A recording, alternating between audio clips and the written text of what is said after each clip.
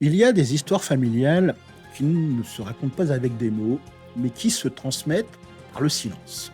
Un nom de famille modifié, une langue maternelle qu'on ne parle plus aux enfants, une hésitation dans le regard des aînés quand on interroge sur le pays. Pour de nombreuses familles d'origine polonaise en France, ce silence n'est pas le signe d'une honte, mais la cicatrice d'une stratégie de survie. C'est l'histoire un petit peu d'un sacrifice consenti pour s'intégrer, pour devenir français, pour offrir un avenir à sa descendance. Aujourd'hui, dans le podcast du Double K, on va explorer cette histoire complexe et touchante. On va essayer de comprendre pourquoi tant de familles ont cru devoir mettre en sourdine une partie de leur identité polonaise. On remontera le temps pour analyser les raisons du départ, puis on examinera le prix de l'intégration, pour enfin voir comment, des décennies plus tard, les jeunes générations décident de briser ce silence et de se réapproprier leur héritage. C'est le récit d'une intégration qui a longtemps rimé avec effacement, avant de devenir une histoire de fierté retrouvée. D'abord, pour comprendre ce silence, il faut revenir à la fracture originelle, c'est ce départ. On ne quitte pas son pays ou sa patrie par choix, mais par nécessité. Et dans l'histoire de la Pologne, cette nécessité a pris plusieurs visages tragiques. Le premier événement, certainement le plus traumatisant, a littéralement rayé la Pologne de la carte. Je vous laisse imaginer une seconde. À la fin du XVIIIe siècle, après trois partages successifs en 1772, 1793 et 1795, le pays est entièrement démantelé par ses voisins, la Russie, la Prusse et l'Autriche.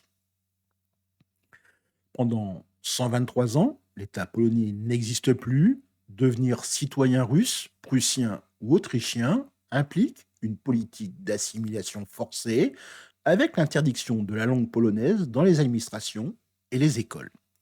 C'est dans ce contexte que naît la première grande vague d'émigration, après l'échec de l'insurrection de novembre 1830. Face à la répression brutale du tsar, il y a des milliers de patriotes, d'officiers, d'intellectuels et d'artistes qui doivent fuir. C'est ce qu'on a appelé la grande émigration. Leur destination principale est la France et Paris devient un petit peu une forme de capitale politique et culturelle de cette Pologne en exil, où des figures comme Frédéric Chopin ou le poète Adam Mickiewicz entretiennent la flamme nationale. Au fil du XIXe siècle, le profil de l'émigrant change. L'exil politique laisse place à un exode économique. On passe à une immigration de masse, celle que l'on nomme en polonais za chlebem, pour le pain. Dans les campagnes surpeuplées et pauvres, partir est souvent la seule chance de survie. Mais le véritable tournant pour la France se situe après la Première Guerre mondiale. Le pays est dévasté, exsangue et a un besoin urgent de main-d'œuvre pour ses mines et ses usines. Le 3 septembre 1919, la France et la Pologne, à peine redevenues indépendantes, signent une convention historique sur l'immigration. Des bureaux de recrutement ouvrent en Pologne et des trains entiers de travailleurs traversent l'Europe. Entre 1919 et 1931, plus de 500 000 Polonais s'installent en France, devenant la deuxième population immigrée après les Italiens. La plupart d'eux sont des paysans qui découvrent pour la première fois le travail au fond de la mine. Ils s'installent principalement dans le Nord-Pas-de-Calais et en Lorraine. Le choc est évidemment rude. Ils découvrent un paysage noir de charbon et sont logés dans les corons où ils se regroupent en créant de véritables petites Polognes où ils représentent parfois plus de la moitié de la population de certaines cités minières. D'autres vagues suivront, dictées par les tragédies du XXe siècle, les soldats de la Seconde Guerre mondiale qui, après avoir combattu aux côtés des Alliés, ne peuvent rentrer dans une Pologne devenue communiste, les réfugiés politiques fuyant le régime pendant la guerre froide, puis les militants de Solidarność dans les années 80. Chaque vague a ses raisons, mais toutes partagent la douleur du déracinement et le même défi, comment rester polonais en France. Pour beaucoup, la réponse se trouvera dans une certaine forme de silence. Arriver dans un nouveau pays, est une chose, y être accepté en est une autre. Pour ces centaines de milliers de Polonais, l'intégration n'a pas été facile. Et on a tous, ceux qui sont d'origine polonaise, certainement des récits de grands-parents, d'arrière-grands-parents, qui viennent un petit peu étayer ces propos. Le silence dont nous parlons est né de cette confrontation, un prix que beaucoup ont estimé devoir payer pour s'intégrer. Le premier sacrifice, le plus symbolique, concerne notre nom de famille. Un patronyme comme Wojciechowski ou Jankowski, avec ses consonnes difficiles à prononcer pour un francophone, était un marqueur d'altérité immédiat. Il était écorché à l'école, à l'usine, à la mairie. C'était un obstacle pratique. Je ne sais pas si vous aussi, ceux qui ont des noms polonais, l'ont vécu et le vivent encore. Alors, il est arrivé parfois qu'un processus de francisation soit mis en place. Parfois, c'était un officier d'état civil qui simplifiait un nom. D'autres fois, la démarche était volontaire, souvent au moment de la naturalisation où la loi offrait cette possibilité. C'était une décision difficile, changer de nom, c'était un petit peu couper un lien avec ses ancêtres, mais le garder, d'un autre point de vue, n'était-ce pas transmettre une difficulté à ses enfants, les exposer à la xénophobie et aux stéréotypes tenaces du Polac, ce travailleur courageux mais peu éduqué, à qui l'on reprochait de voler le travail des Français durant les crises économiques comme celle des années 30. Le deuxième sacrifice, il s'est joué, lui, dans l'intimité du foyer, avec celui de la langue polonaise. La première génération parlait polonais à la maison, sauf, moi j'ai eu le cas en tout cas d'une arrière-grand-mère qui venait bien de Pologne, mais qui ne parlait que l'allemand, puisque la Pologne était partagée et les Autrichiens avaient obligé les populations locales à apprendre avant tout leur langue. Mais une question s'est vite posée, faut-il transmettre cette langue aux enfants nés en France? Continuer à le faire, c'était leur offrir un lien direct avec leurs racines, mais c'était aussi prendre le risque qu'ils aient un accent, qu'ils soient moqués à l'école et perçus comme moins français. Pour protéger leurs enfants et maximiser leurs chances de réussite, il y a de nombreux parents qui ont pris la décision douloureuse d'arrêter de parler polonais à la maison. La transmission a été volontairement rompue. Les enfants de la deuxième génération comprenaient souvent la langue de leurs parents ou grands-parents, mais ne la parlaient plus. Une génération plus tard, la langue était perdue. C'était un acte d'amour et de renoncement dont le coût émotionnel fut immense. Le sentiment de ne pas appartenir complètement ni au monde français, ni au monde polonais, et de porter une histoire incomplète. Pourtant, malgré cette stratégie d'effacement, l'identité polonaise n'a pas disparu. Elle est entrée dans une forme d'hibernation, survivant dans des espaces protégés, comme des braises qui attendent un nouveau souffle. Ces espaces de résilience ont constitué des piliers de ce qu'on appelle la Polonia. Le premier pilier, évidemment, et le plus structurant, c'est la foi catholique.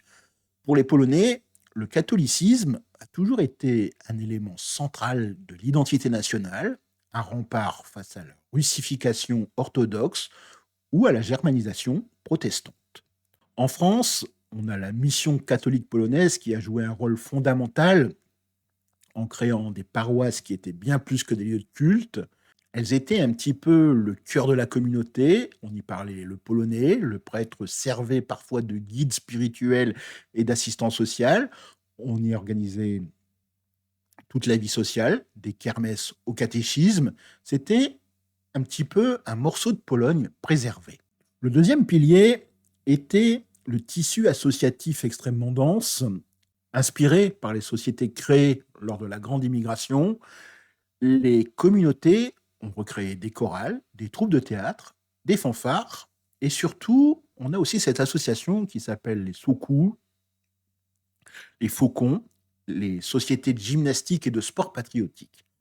Ces associations, elles permettaient en fait de rompre l'isolement, de maintenir les traditions et de favoriser les rencontres et les mariages au sein de la communauté, assurant ainsi un petit peu une forme de continuité culturelle. Le troisième pilier, le plus intime, était la sphère familiale. Derrière les portes closes, la transmission passait par d'autres canaux que la langue.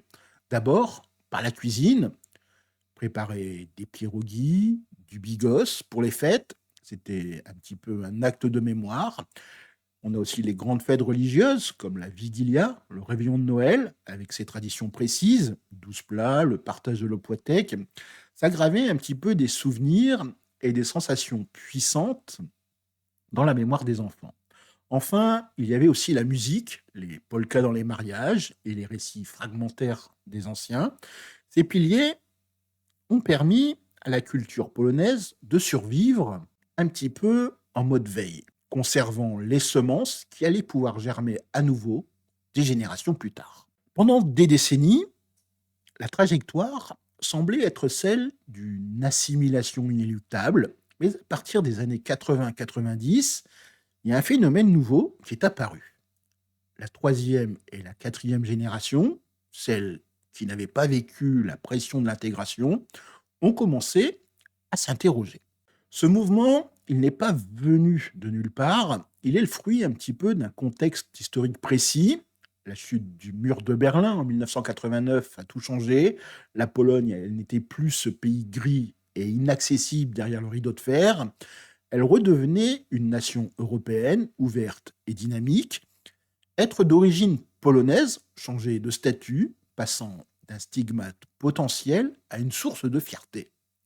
Ce sont les petits-enfants qui sont devenus les archéologues de leur mémoire familiale. Ils ont commencé à poser des questions à leurs grands-parents, c'est Dziadek et Babcia. Pourquoi êtes-vous partis? Est-ce que tu peux me raconter comment était ton village? Cette quête des origines a pris des formes très concrètes. D'abord, il y a eu ce retour vers la langue.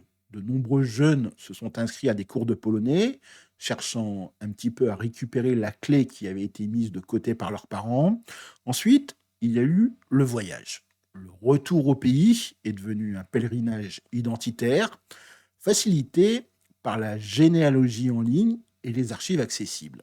Retrouver le village d'origine, voir la maison de son arrière-grand-père, rencontrer de la famille éloignée, sont un petit peu des expériences d'une puissance émotionnelle immense qui rendent l'histoire concrète. Enfin, on assiste aussi à une réaffirmation culturelle. Les jeunes générations n'hésitent plus à revendiquer leur double culture comme une richesse. On a les festivals de cinéma polonais, les événements culinaires qui se multiplient. Les réseaux sociaux jouent un petit peu aussi ce rôle de catalyseur, créant un petit peu une nouvelle forme de Polonia numérique où on peut partager ses recherches et ses expériences. Ce réveil, c'est un peu une forme de réparation, c'est une manière pour ces générations de dire à leurs aînés: votre sacrifice pour que nous soyons français nous permet aujourd'hui, parce que nous sommes solidement ancrés, d'embrasser sans crainte notre part polonaise. Votre silence est un petit peu devenu notre histoire et nous choisissons de la raconter.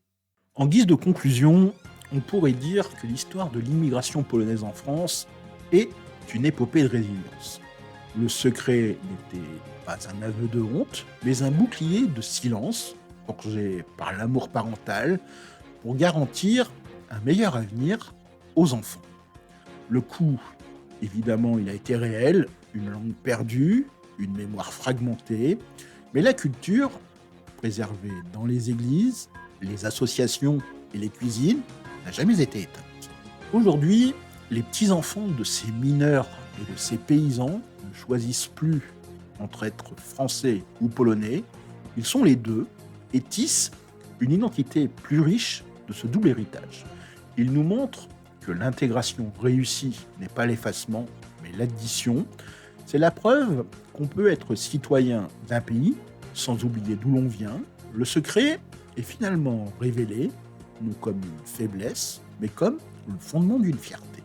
Si vous venez de cette diaspora, Si votre famille a connu l'une de ces vagues, ou si cette histoire vous a simplement touché, partagez votre récit dans les commentaires. Ces histoires personnelles sont précieuses pour comprendre la grande histoire.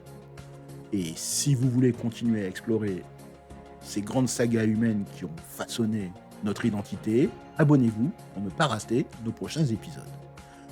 Je vous remercie d'avoir suivi, encore une fois, le podcast du Double K. En attendant, je vous souhaite de passer une agréable journée, Begonia, et à très bientôt, de Zobaczenia.